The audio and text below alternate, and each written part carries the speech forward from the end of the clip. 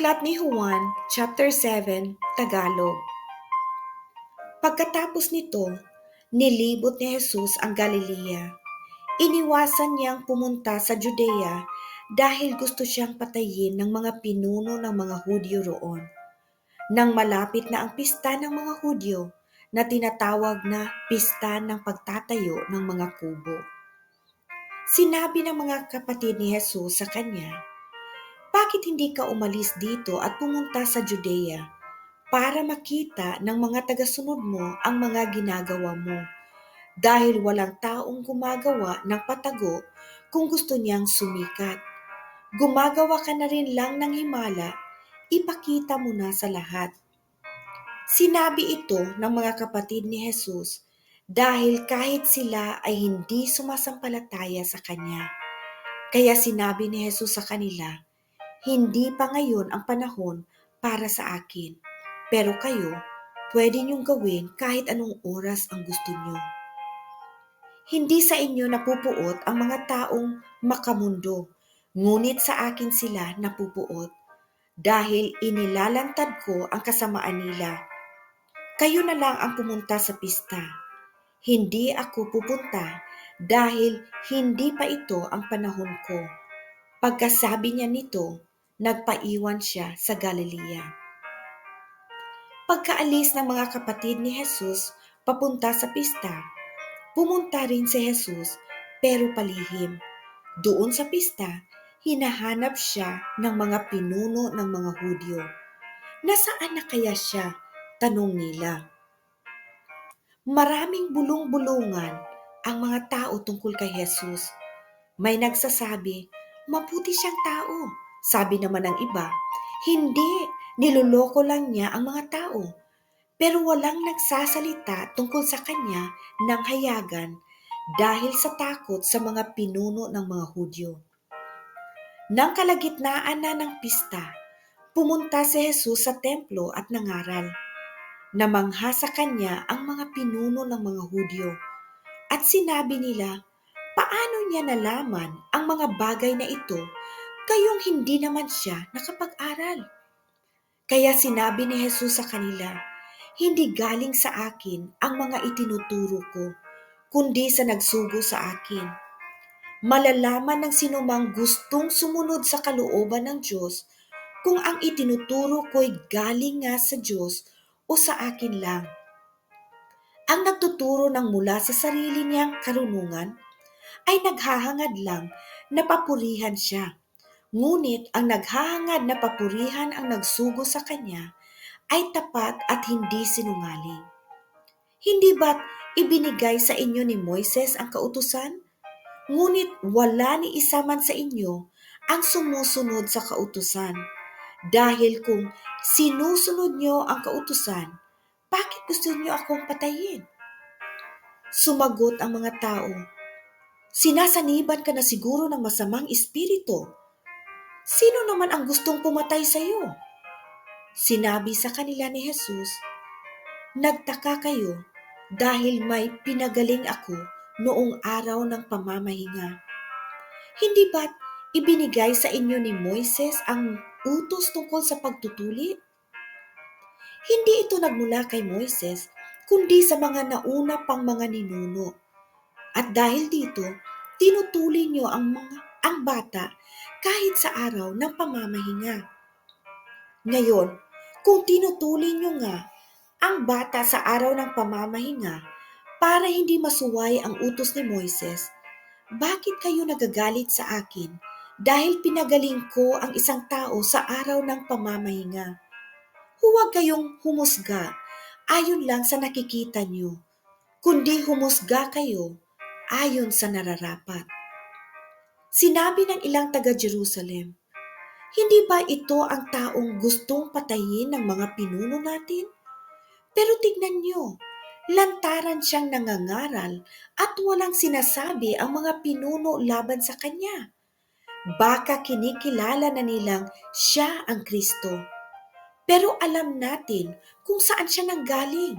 Pero ang Kristo na darating ay walang nakakaalam kung saan siya manggagaling."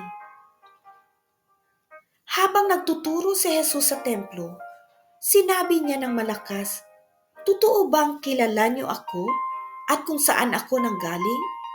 Sinasabi ko sa inyo ang totoo. Hindi ako naparito sa sarili kong kagustuhan. Ang tunay na Diyos ang nagsugo sa akin. Pero hindi niyo siya kilala. Kilala ko siya dahil nanggaling ako sa Kanya at siya ang nagsugo sa akin." Dahil sa mga sinabing ito ni Jesus, gusto na sana siyang dakpin ng mga pinuno ng mga Hudyo, pero walang humuli sa kanya dahil hindi pa ito ang oras niya. Sa kabila nito, marami pa rin sa mga tao ang sumasampalataya sa kanya. Sinabi nila, siya na nga ang Kristo dahil walang makakahigit sa mga himalang ginagawa niya. Narinig ng mga Parisiyo ang usap-usapan ng mga tao tungkol kay Jesus.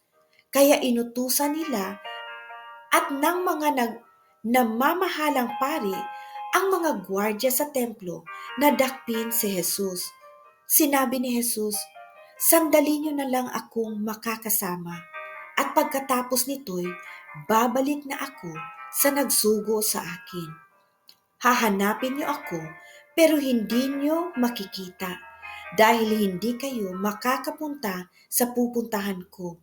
Nagtanong ang mga pinuno ng mga Hudyo, saan kaya niya balak pumunta at hindi na raw natin siya makikita? Pupunta kaya siya sa mga lugar ng mga Grego kung saan nagsipangalat ang mga kapwa natin Hudyo para mangaral sa mga Grego? Bakit kaya niya sinabing, "Hahanapin niyo ako, ngunit hindi niyo ako makikita"? Dahil hindi kayo makakapunta sa aking pupuntahan?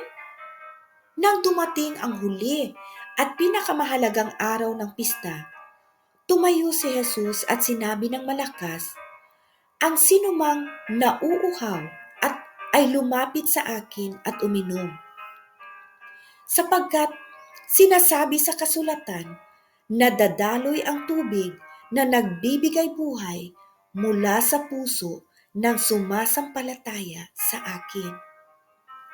Ang tubig na tinutukoy ni Jesus ay ang banal na espiritu na malapit ng tanggapin ng mga sumasampalataya sa Kanya. Hindi pa naipagkakaloob ang banal na espiritu ng panahong iyon dahil hindi pa nakakabalik sa langit si Jesus. Maraming tao ang nakarinig sa sinabing iyon ni Jesus at sinabi ng ilan sa kanila, siya na nga ang propeta na hinihintay natin. Sinabi naman ng iba, siya na nga ang Kristo. Pero may nagsabi rin, hindi siya ang Kristo dahil hindi maaaring manggaling ang Kristo sa Galilea. Hindi ba't sinasabi sa kasulatan na ang Kristo ay manggagaling sa lahi ni Haring David at ipapanganak sa Bethlehem na bayan ni David? Kaya iba-iba ang paniniwala ng mga tao tungkol kay Jesus. Gusto ng ilan na dakpin siya, pero walang humuli sa kanya.